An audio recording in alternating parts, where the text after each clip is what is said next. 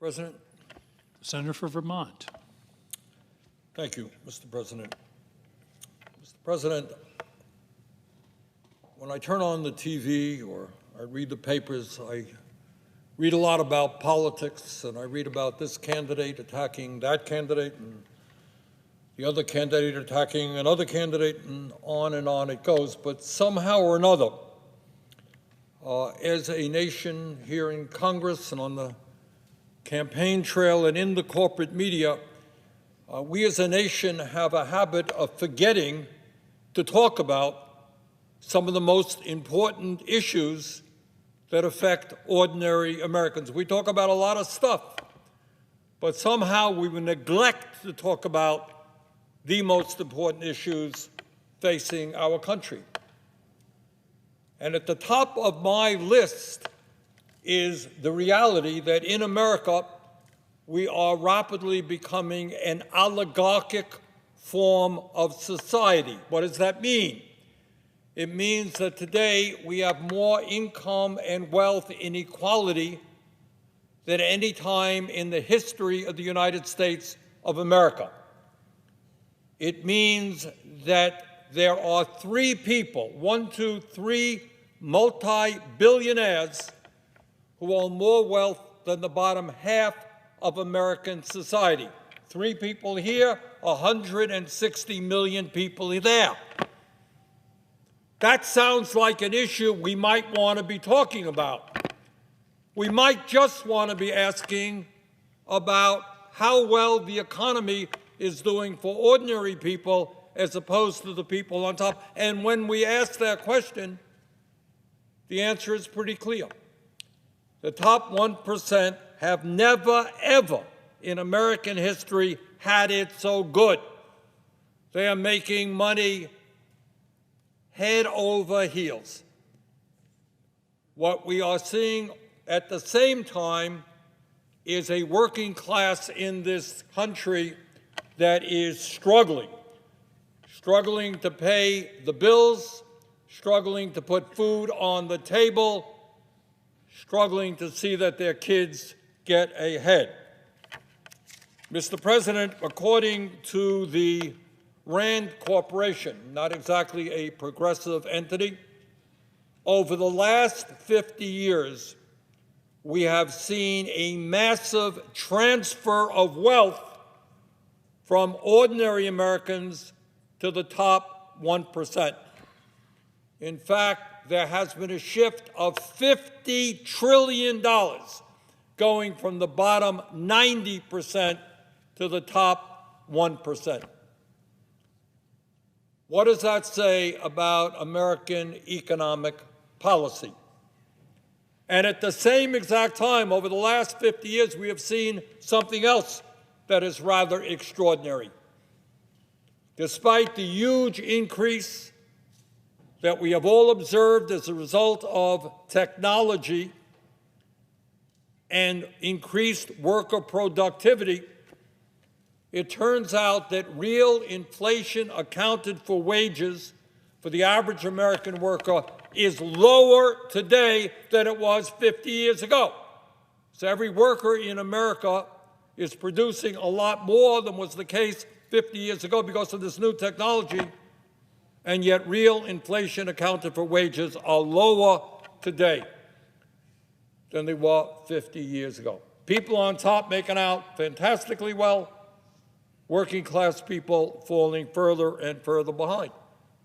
And let us not forget that today in America, 60% of our people are living paycheck to paycheck. I grew up in a family that lived paycheck to paycheck, lived in a rent-controlled apartment for my whole childhood, know something about it.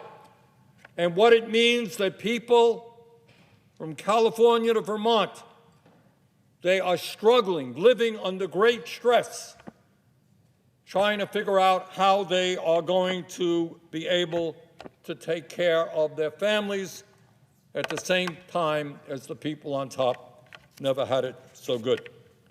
But when we talk about oligarchy, it is not just massive income and wealth inequality. It is not just the fact that the working class of this country is going nowhere in a hurry, it is also growing concentration of ownership in America, in sector after sector, whether it is media, whether it is financial services, whether it is transportation, whether it is healthcare. You have fewer and fewer large corporations who control what goes on in those sectors. And when you have concentration of ownership, you have price fixing, you have corporate greed, and that is one of the reasons why inflation has had the impact that it has had and why we've seen that much inflation. Mr. President, unbelievably, there are 3 Wall Street investment firms today,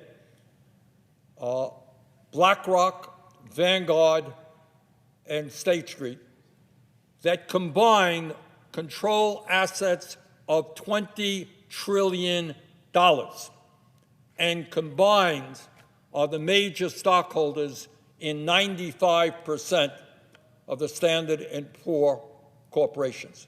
That is what power is about. 3 entities, 3 private Wall Street investment firms being able to be combined the major stockholders in 95% of our corporations. So oligarchy is about massive income and wealth inequality. Oligarchy is about the rich becoming much richer, CEOs of large corporations now making 350 times what their workers make. Oligarchy is about 60% of our people living paycheck to paycheck, despite huge increases in worker productivity. But I'll tell you what oligarchy is also about. The billionaire class is not just satisfied to control the economic life of this country. They are moving aggressively to control the political life of this country. So while ordinary Americans get the right to vote, they have 1 vote, the billionaire class, as a result of this disastrous Citizens United Supreme Court decision, they have the right not just to cast 1 vote as a citizen, but to contribute hundreds of millions of dollars into super PACs who will elect their friends and defeat their political opponents. Now, if anyone in America thinks that is what American democracy is supposed to be about, well, I have a strong disagreement with you. Democracy is 1 person, 1 vote, not billionaires buying elections through their super PACs. And I would hope that here in Congress, that on the campaign trail, leaders of this country make it clear that we have got to overturn this disastrous Supreme Court decision on Citizens United, which allows billionaires to buy elections, and move to public funding of elections. And that is where we should be going if we believe in democracy. Mr. President, when we talk about the issues facing working families, when I go around the country, and I was just up in Maine the other day, as a matter of fact, you ask people about our health care system. You ask them a simple question. You say, is this health care system working for you? And almost without exception, what the American people say is our health care system today is broken, it is dysfunctional, and it is way, way, way too expensive. And when people say that, they are right. And I hope everybody knows that in America today, we spend twice as much per person on health care as do the people of any other country. Twice as much. And yet, despite spending over $13,000 for every man, woman, and child, 18% of our GDP on health care, our outcomes are worse than other countries that spend half as much per capita. Our life expectancy, way down behind many other countries, and really obscenely The life expectancy in the United States between the people on top and working class people is 10, 12 years. In other words, if you're rich, you live as long as people in other developed countries. But if you're working class or poor, the odds are you're going to live 10 or 15 years less. Now, I don't know how much we talk about that, but I think maybe it's time that we do. And maybe we talk about the reality that we remain today, Mr. President, the only country in the industrialized world that does not guarantee health care to all people as a human right, and that 85 million of our people are uninsured or underinsured. And it's not just health care, it's prescription drugs. We're working hard on this. As chairman of the Health Committee, it's what we're doing, trying to drive down the cost of prescription drugs. But today, because of the greed of the pharmaceutical industry and the inactivity of the Congress, in many cases, we are paying 10 times more for the same exact prescription drugs as do the people in other countries. And on it goes. We have, as a nation, the highest rate of childhood poverty of almost any major country on earth. This is the richest nation on earth, and we have the highest rate of childhood poverty of almost any major country on earth. In terms of our seniors, 50% of senior citizens in this country are living on $30,000 a year or less, and 25% are living on $15,000 a year or less. And, Mr. President, I do not know how anybody, let alone a senior citizen, lives on $15,000 a year or less. So, Mr. President, what do we do? Well, maybe for a change, I know it's a radical idea, we might want to hear on the floor of the Senate, maybe in the House, actually discuss issues of relevance to working people. I know that's kind of an extremist, a far-left idea that we talk about the real issues facing working families, but, you know, that is what I think. And maybe we come up with some serious proposals and ideas that address some of these crises. And there may be differences of opinions, but let's at least discuss these issues.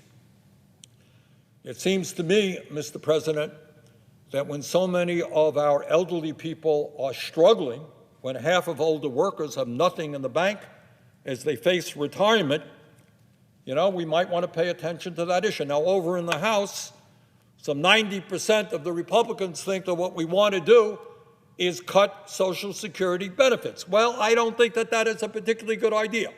I think that's a dumb idea.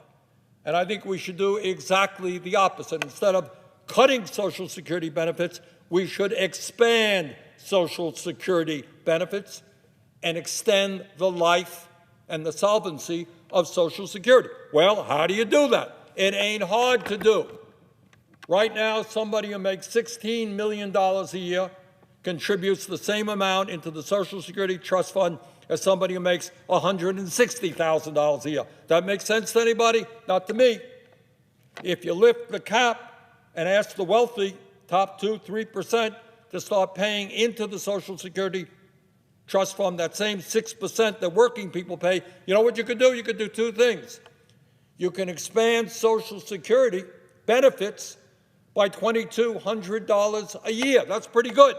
May not sound like a lot of money to somebody who's wealthy, but if you're trying to get by on $20,000 a year, you know what? That $2,200 can help a lot. And when you lift that cap, the other thing you do is you can make Social Security solvent for the next 75 years, so we end this discussion about Social Security going broke. Mr. President, we had a hearing recently on the Health Committee on medical debt. And what we learned, unbelievably, is that in our broken, dysfunctional healthcare system, half of people in this country who are dealing with cancer, because of the high cost of cancer treatment, half of these people either go bankrupt or they deplete all of their financial resources. I mean, does anybody who has a heart, anybody who has a soul, anyone who has a sense of morality, think that it makes sense that when people come down with a terrible illness and are worried about living or dying, that they also have to worry about whether or not their family is going to go bankrupt. And I think we should learn here at the federal level, here in the Senate, a lesson that a lot of states and cities and counties are doing, and that is ending medical debt. We should not punish people, force bankruptcy upon people who are struggling with serious illnesses. Mr. President, wherever I go, in my own state of Vermont, my city of Burlington, all over this country, people are worried about the high cost of health care in America. It is no great secret that rents are soaring. It is no great secret that shamefully, as a nation, we have some 600,000 Americans sleeping out on the streets today. And it is clear to me that instead of giving tax breaks to billionaires and to large corporations, maybe, just maybe, we may want to invest in building low-income, affordable, and senior citizen housing, and we may want to put a cap on the kind of rent increases, as President Biden suggested, that these large Wall Street firms are now raising, the rents that they are raising for the people who live in their homes. Mr. President, I don't know how to describe this except to say that I am personally embarrassed, and I think the American people are embarrassed, that right now in this country we have a federal minimum wage of $7.25 an hour. All over this country, we have workers, if they're not making $7.25, they're making 10, they're making 12, 13 bucks an hour. People can't make it. I don't care where you are. If you're in rural Kentucky, or you're in Burlington, Vermont, or New York City, nobody makes it on $12,000, $13,000 an hour. And we have not raised the federal minimum wage in decades. I brought up a bill up here a few years ago. We got all of 46 votes. Didn't get one Republican vote. We lost 6 Democratic votes. Well, the American people do not think that folks in this country should be forced to work at starvation wages. And I hope we can bring forth legislation to raise the minimum wage to a living wage. In my view, that living wage should be at least $17 an hour. And when we talk about workers' rights, I can tell you from personal experience, having been involved in a number of strikes and union organizing campaigns, corporations spend hundreds of millions of dollars illegally trying to prevent workers from forming unions.